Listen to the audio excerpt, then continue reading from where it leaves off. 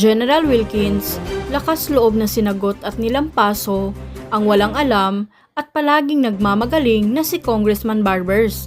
Pero bago ang lahat, kung di pa kayo nakasubscribe sa aking channel, please do subscribe para mas updated kayo sa mga susunod kong mga videos.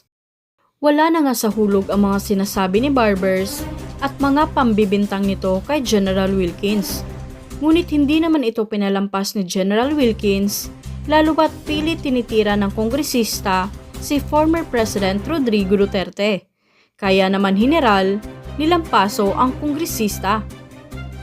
Why are you saying it's blatter? Wala bang report sa PIDEA? Bakit laging PIDEA blatter?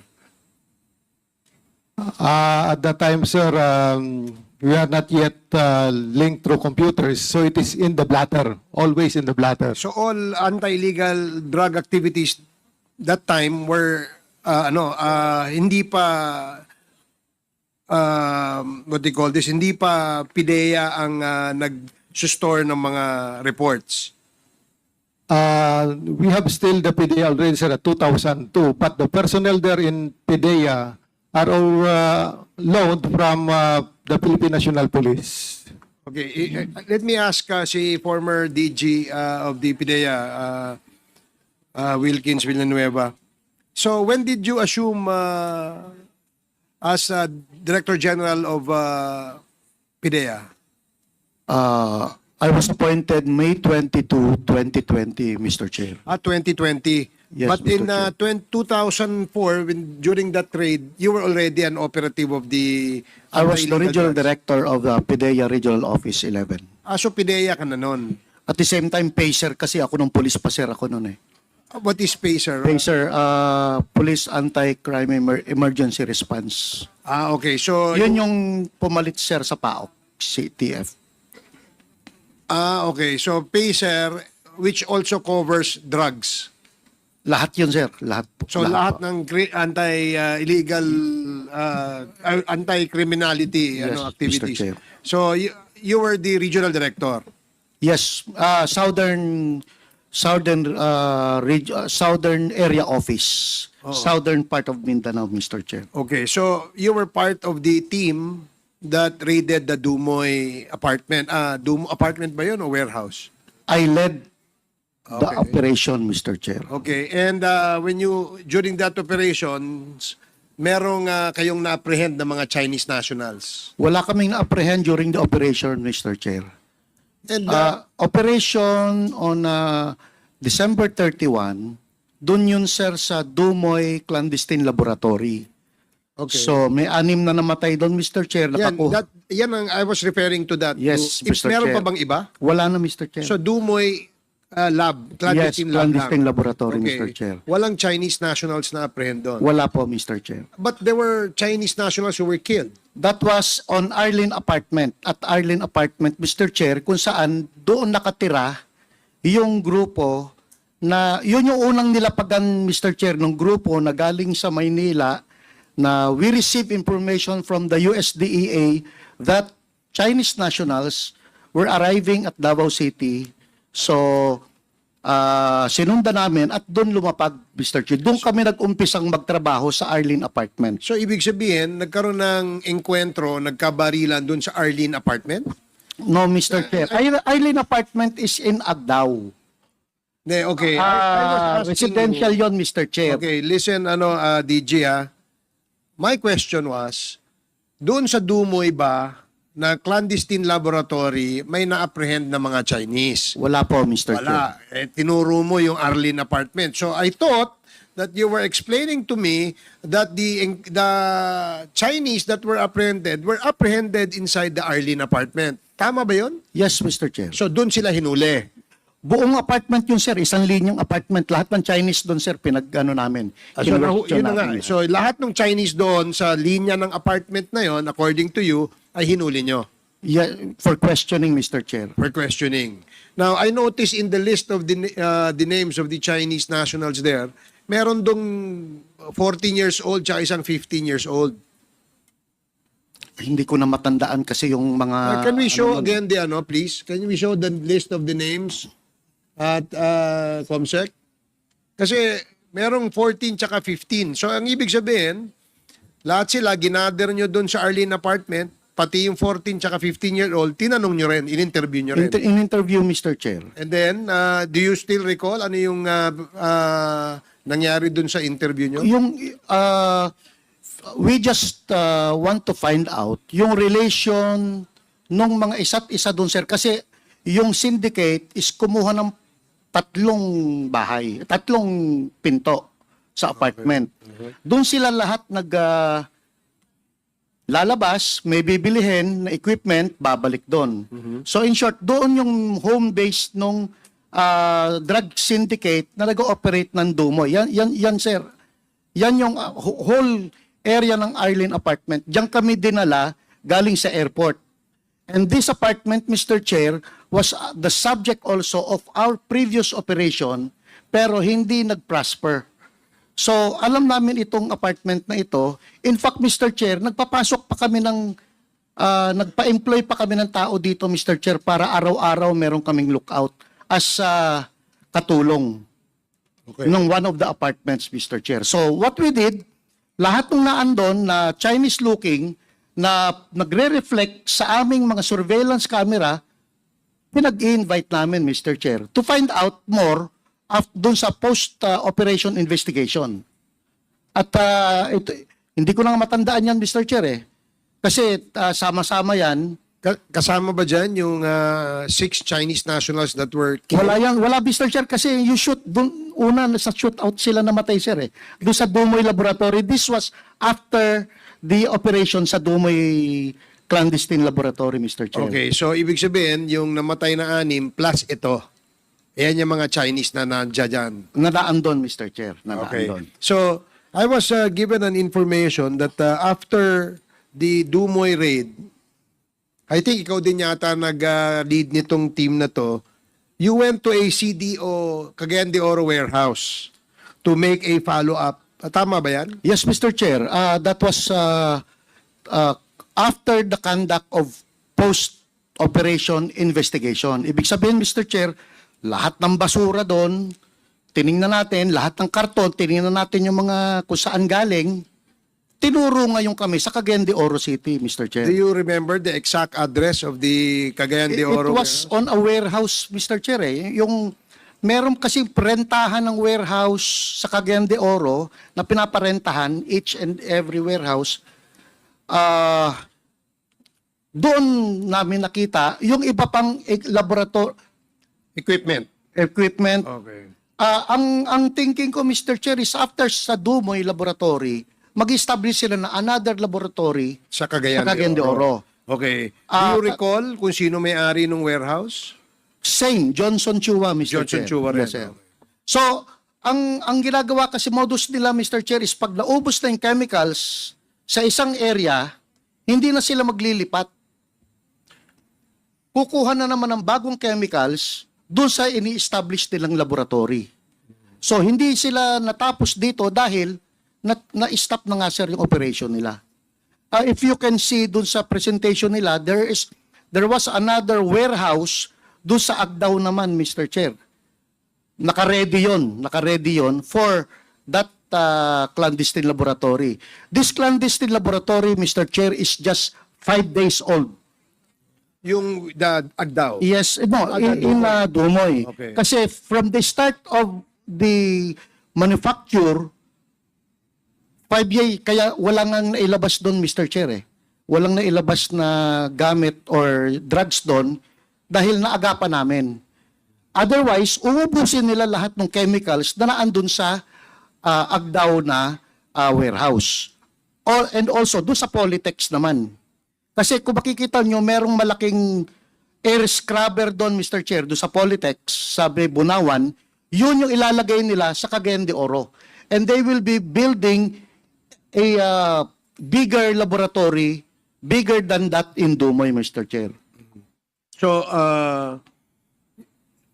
sa iyong palagay, konektado yung Dumoy, Agdao, and then the one in Cagayan de Oro? Yes, Mr. Chair. So, yan ay sindikato nung Mr. Chair, sinasabi? dinala kami doon. 24/7 na kasi yung coverage namin doon sa grupo.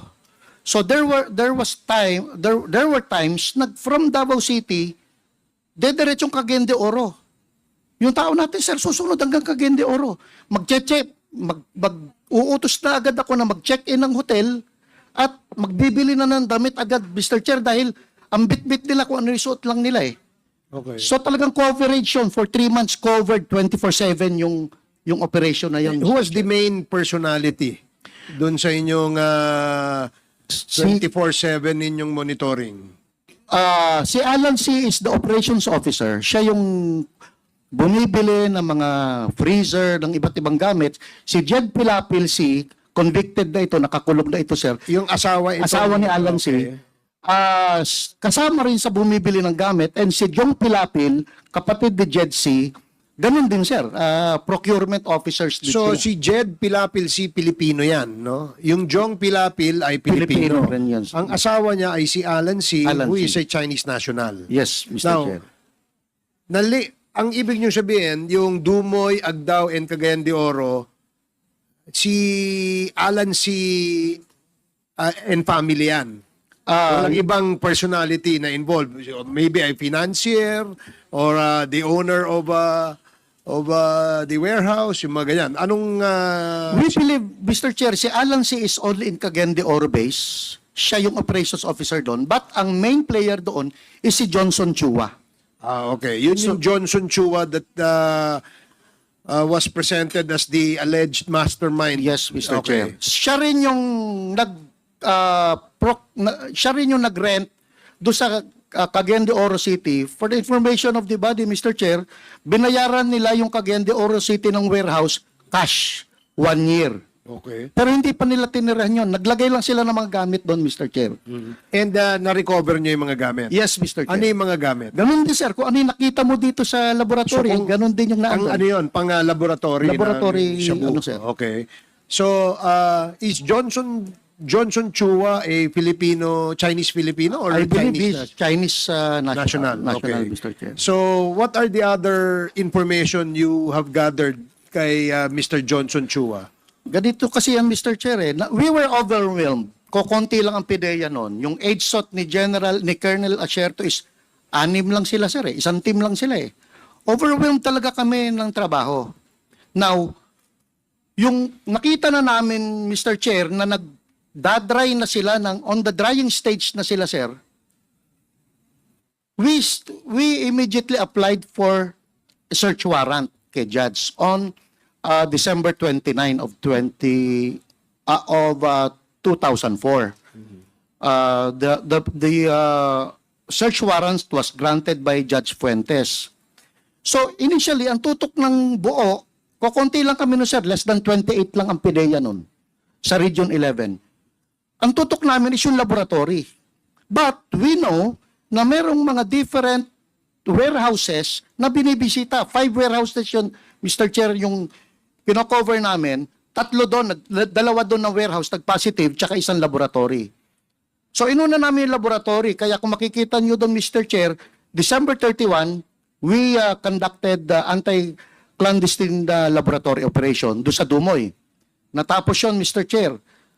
Immediately, pumunta kami ngayon sa warehouse, doon sa Arlene apartment. Nung gabi na rin yun, Mr. Chair. Para maagapan, baka makuha namin yung mga naando na sino-surveillance namin, baka makita namin doon sa apartment. Kasama na po doon si General Simeon Dizon, kasama doon si Mayor Duterte, kasama... Yan, yung nasa pictures kanina. Yes, Yeah, yes, okay. Mr. Chair. So,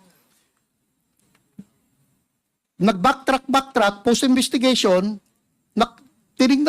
nakita namin yung sinubaybayan namin another warehouse sa Agdao, nag-apply na naman kami ng another warrant for that. That is why January 4 na i-implement yung sa Agdao, Mr. Chair. And then, another warehouse or yung Polytex, Davao Polytex International, doon namin nakuha naman yung scrubber, January 5 naman yon, Mr. Chair. Pagka merong bang may possession ng scrubber, CPEX Yes, ba yan? Mr. Chair. So kasama yan dun sa Laboratory. CPEX. Okay, so part of the laboratory. Yes, Mr. Chair. So if you're caught with possession of a scrubber, as you call it, you are liable against the, you are violating. Walang violation, Mr. Chair, pero definitely, pang-laboratory yun, Mr. Chair. Pang-shabu yun. Okay. So, wala ba ibang gumagamit ng scrubber? Wala po. Okay. I don't know if this is a coincidence. Kasi, when you made a follow-up operation sa Cagayan de Oro, dun sa warehouse na yon, do you remember where the location of the warehouse is?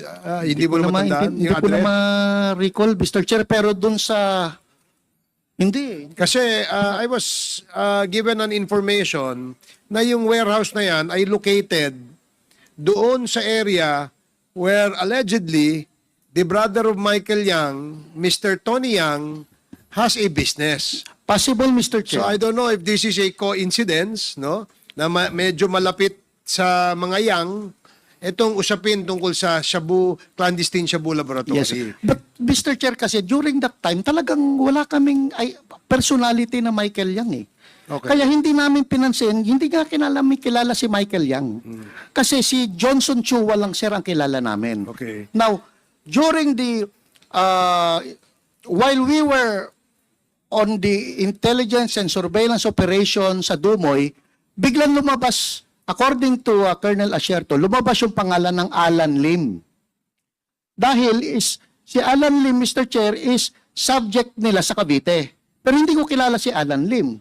So, kala ni Colonel Asierto na si Alan Lim is same person with Alan C.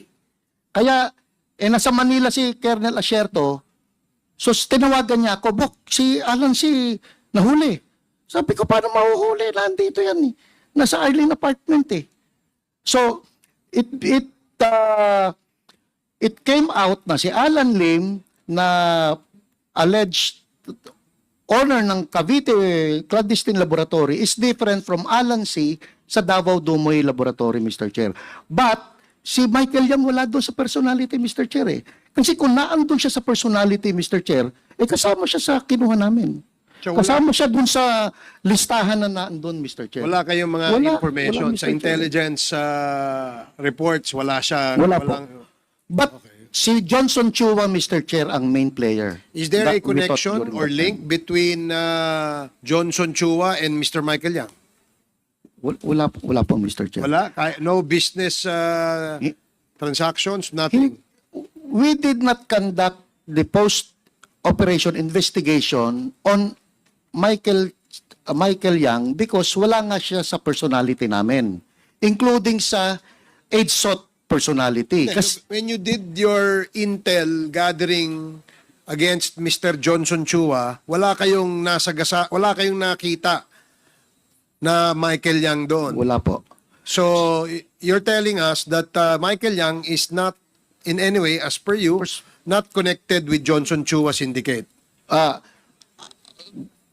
Michael Yang is not collected in Dumoy Laboratory. No, overall. Kahit I'm in charge of the Dumoy, Mr. Chair. Wala naman akong pakialam sa buong Pilipinas eh. Regional Office 11 lang ako, sir eh. So, doon ako sa Dumoy. And we made sure ni Colonel Asierto, sino yung personality niya, sino yung personality ko. Wala namang Michael Yang doon. Kasi kung naandun yung Michael Yang, hahanapin namin. Maliit lang ang Davao, Mr. Chair eh. Hanapin namin. But si Johnson Chua, lumabas kasi yung pangalan ni Johnson Chua dun sa toll record na nakita na nasa Davao City. So we identified na naandun yung Johnson Chua. But hindi pa namin namumukaan kung sino yung Johnson Chua during that time. Kasi focus kami, Mr. Chair, sa laboratory. Nakatakas yung Johnson Chua na sana nakuha namin, Mr. Chair. Kasi nung January 1, nagdatingan lahat ng big sa Davao City, sir eh.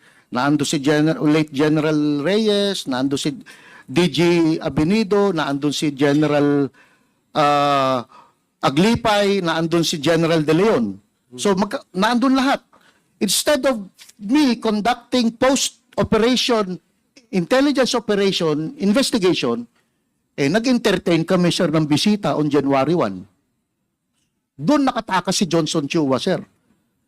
Na sana, kami, Na-identify yung yung bahay. Later na namin na-identify yung bahay eh. So, nag-entertain muna kayo ng bisita bago na... That's what happened, Mr. Chair. Baklase yun. This guy is a big-time drug lord. And napataka siya because nag-entertain tayo ng bisita. Anyway, so lastly, ito, there were reports, no? According to, if I'm not mistaken, I heard it dun sa statement ni Mr. Las Cañas, no? Na itong mga Chinese nationals na nahuli, ay tinanong siya, no? Tinanong sila, nasan yung inyong passport? Yung inyong para ma-ascertain yung identities nitong mga to. And they mentioned the name na nasa boss namin. Sabi nila, nasa boss namin, ang pangalan ng boss nila ay si Mr. Michael Yang. So, and that actually is the information na nakuha ng informer. Kaya nalaman natin na itong si Michael Yang ay may malaking posibilidad na involved dito sa Johnson Chua drug syndicate. Mr. Chair, si Las Cañas wala dun sa operation. Wala nga, hindi ko nga nakita during the 3 months of operation namin yung mukha ni Las Cañas eh. Kaya hindi ko alam kung saan nanggagaling yung sinasabi niya eh.